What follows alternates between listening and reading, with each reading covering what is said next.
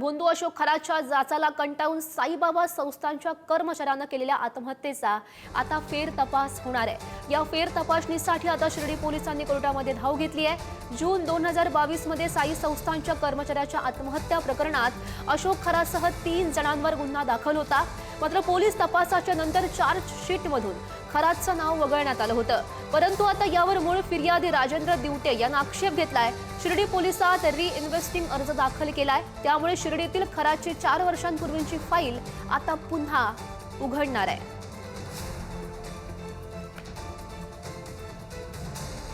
अशोक खरातचे कारनामे जे आहे ते दिवसेंदिवस पुढे येत आहे। मात्र त्याने पूर्वशमी याने पूर्वी सुद्धा काही प्रकारेचे दडपशाही केलेली आहेत आणि ह्याच दडपशाहीमधून 2022 साली साईबाबा संस्थांचा जो कर्मचारी आहे विकास दिवटे याने आत्महत्या केली होती। आता अशोक खरातवर विविध गुन्हे दाखल झाल्यानंतर त्याचा जो भाऊ आहे राजेंद्र दिवटे, जो मूळ फिर्यादी आहे, तो समोर आला आणि त्याने समोर आल्यानंतर आता ह्या सगळ्या प्रकरणाची फ्रेश चौकशी मागण्याची मागणी केली होती। कारण की त्यामध्ये अशोक खरात हा माझ्या मृत्यूस कारणीभूत असल्याचं विकास दिवटेने लिहिलेलं आहे। आपल्याबरोबर राहता न्यायालयाचे वकील आहेत, त्यांच्याकडून ह्या सगळ्या प्रकरणाची आता काय स्थिती आहे जाणून घ्या। साहेब, काय सांगाल की राजेंद्रने आता तक्रार दाखल केलेली आहे, पुन्हा चौकशी करण्याची मागणी केलेली आहे, कशी प्रोसेस आहे?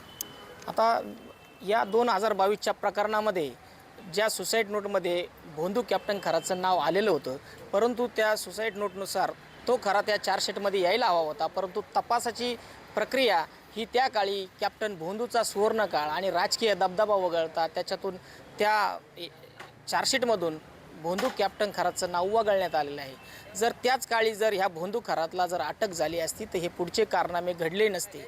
म्हणूनच पोलीस प्रशासनाच्या तपासावर कुठंतरी प्रश्नचिन्ह निर्माण झालं आणि म्हणून मूळ फिर्यादी हा राजेंद्र दिवटे यांनी पुन्हा एकदा शिर्डी पोलीस स्टेशनला एक अर्ज देऊन विनंती केली आहे की माझ्या भावाच्या मृत्यूस कारणीभूत ठरलेल्या कॅप्टन खरात याचा फेर चौकशी व्हावी व पुन्हा एक पुरवणी चार्जशीट यावं आणि त्यानुसार त्याच्यावर गुन्हा दाखल व्हावा, हे न्यायालयात आम्ही सादर केलेलं आहे। शिर्डी पोलिसांचा फेर तपास होईल यामध्ये की आता चार्जशीट यायला मिनिमम साधारण 90 दिवस ह्याचा कालावधी किंवा असा असतो, परंतु यामध्ये तातडीने चार्जशीट घेण्याचं किंवा याचा तपास करण्याचं न्यायालयसुद्धा आदेश करू शकतात आणि यासाठी आम्ही त्यांना विनंती करू।